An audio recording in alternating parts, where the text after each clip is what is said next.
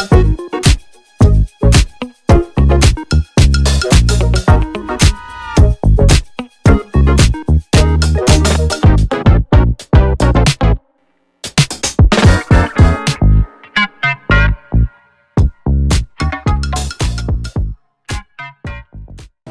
terima kasih. Assalamualaikum warahmatullahi wabarakatuh. Selamat sore semuanya, salam sejahtera untuk kita. Mudah-mudahan kita sehat dan masih terus semangat untuk mengawal.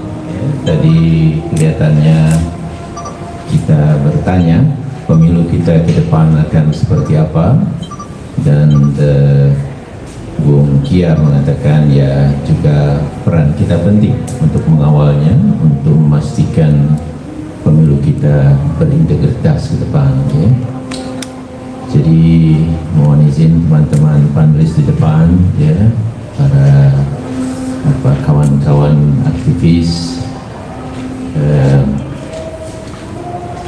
saya hanya akan fokus terhadap apa yang saya sedang upayakan saat ini, yaitu sebetulnya saya ingin sekali membenahi apa yang terjadi. Saya mendapat informasi, mendapat data, dan ternyata itu dugaan yang sangat serius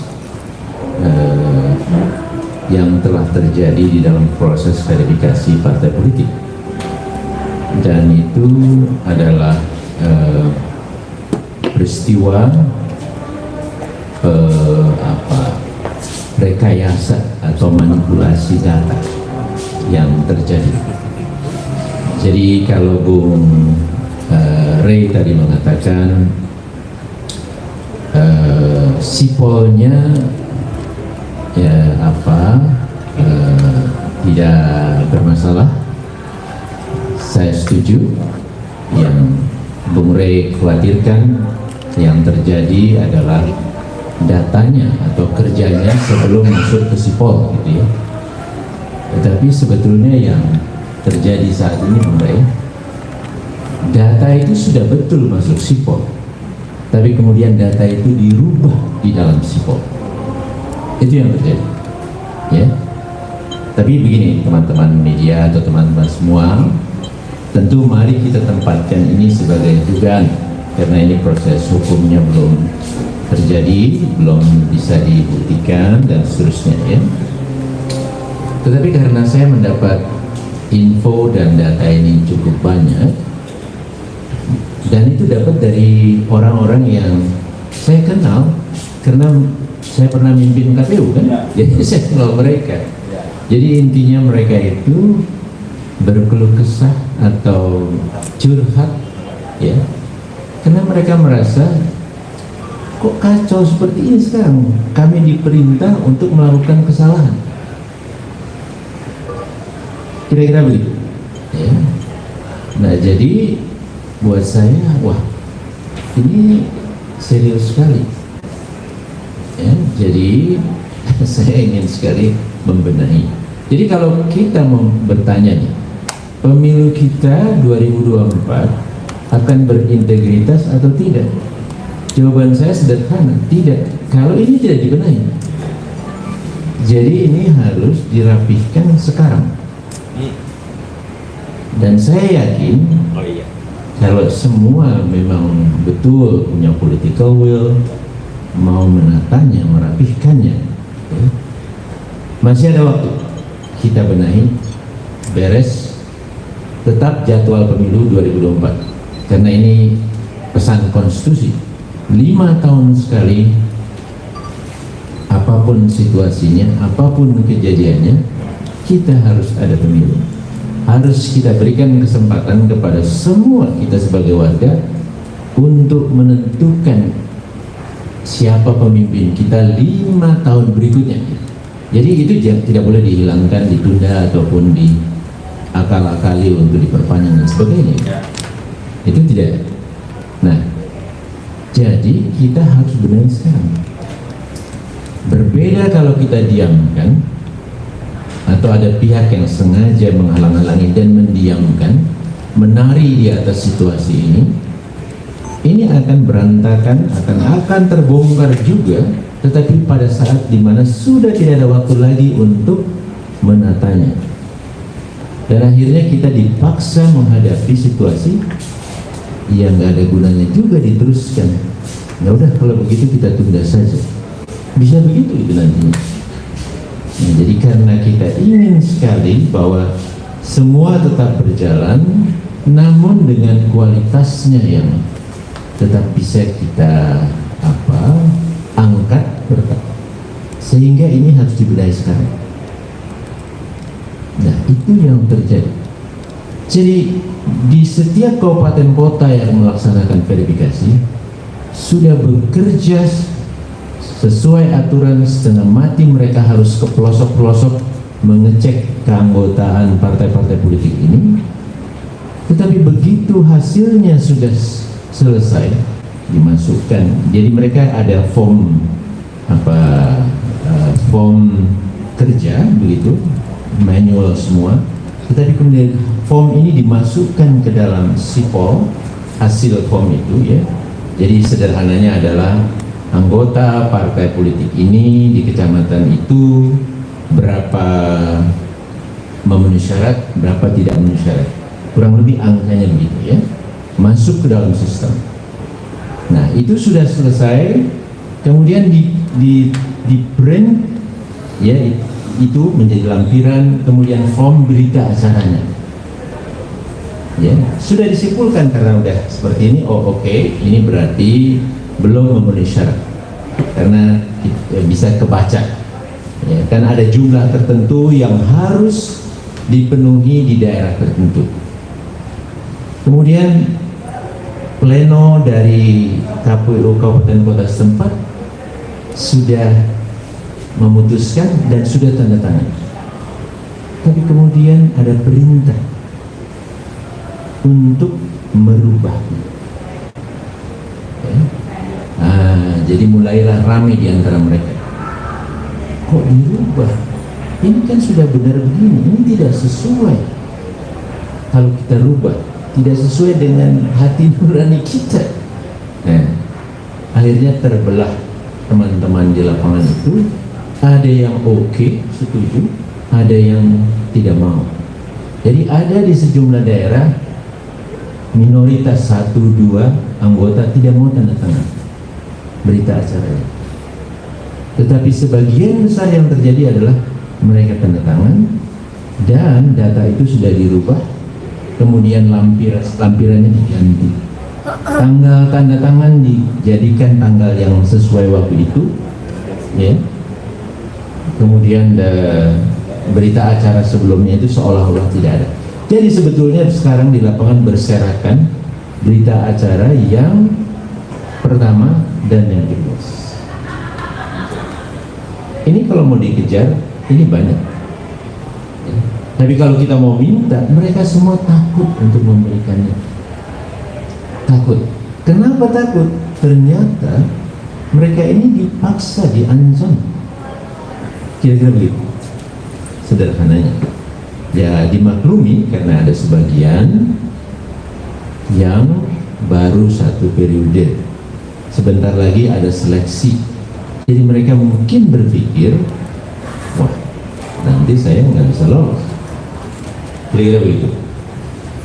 Ya mungkin juga di antara mereka, ya inilah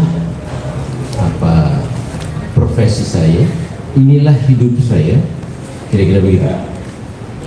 Kami dapat fasilitas habis. Sekarang coba perhatikan fasilitasnya bagus sekali ya, sekarang ini. Ya.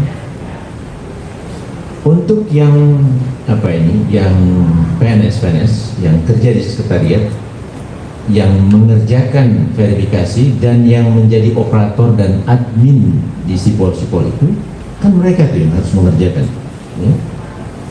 Itu juga ancamannya menakutkan sekali buat mereka. Bisa digeser nanti dia posisinya, bisa diletakkan di daerah yang pelosok-pelosok yang pisah dari keluarga dan susah. Itu cerita, testimoni itu semua ada. Nah jadi apa ya,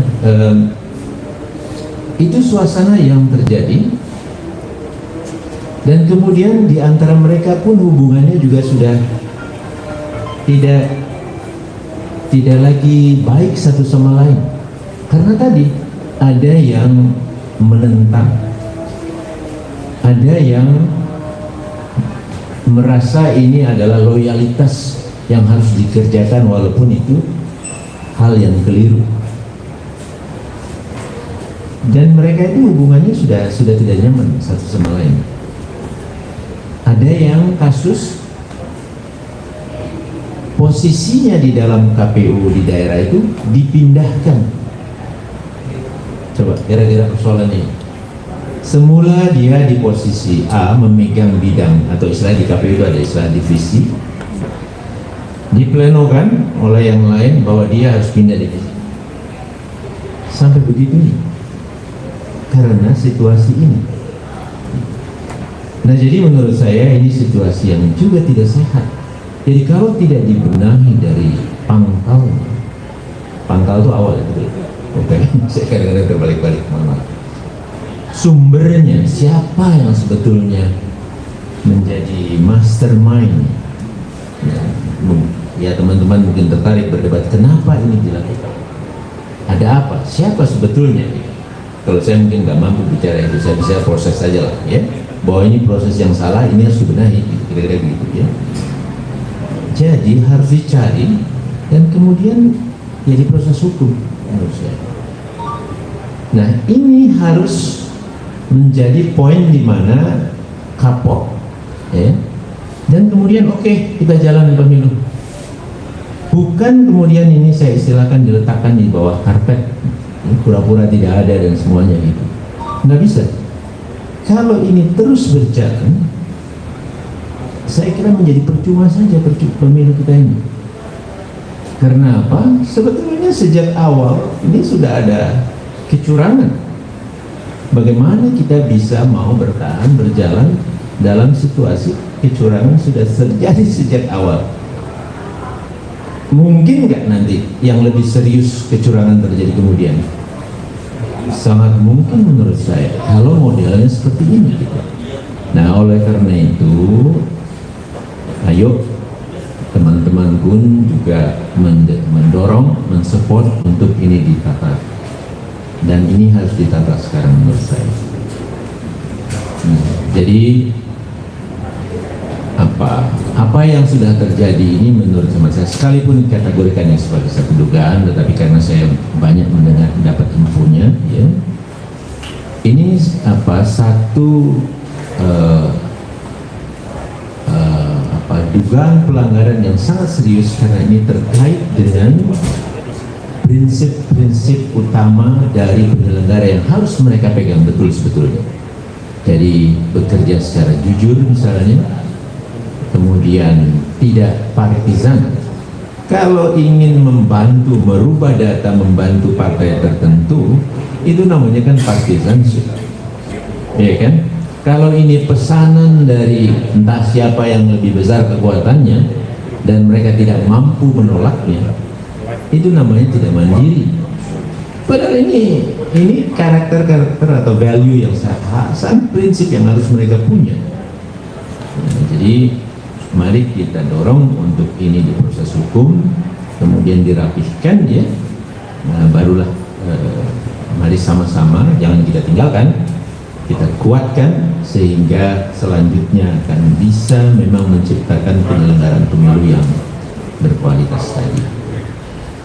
Nah, mohon maaf saya ingin koreksi, di media-media belakangan keluar berita bahwa saya mempunyai data untuk menyingkirkan Partai Umat, kira-kira gitu ya. Nah, sebetulnya saya dalam bicara tidak pernah bicara partai apa, karena saya tidak mau, karena saya sebetulnya juga tidak punya spesifik data partai tertentu gitu ya.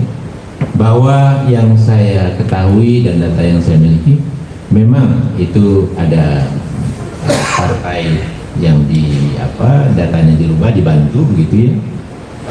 tetapi saya tidak perlu menyebutkan karena ini saya perlu simpan dulu. Dan orang-orang yang memang berbagi data, mereka kita perlu lindungi, ya, karena situasinya seperti itu di lapangan.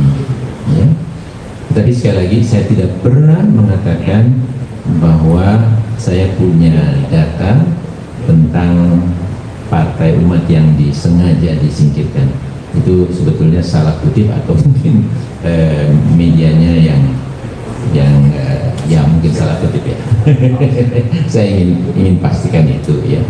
Jadi kalau standar saya tidak pernah bicara tentang partainya, dan saya kira itu tidak penting. Buat saya lebih penting adalah bahwa ini adalah dugaan pelanggaran yang sangat serius dan ini harus dibenahi gitu ya. Kira-kira begitu apa yang saya ingin berbagi, tetapi sekali lagi bahwa mari kita sama-sama ya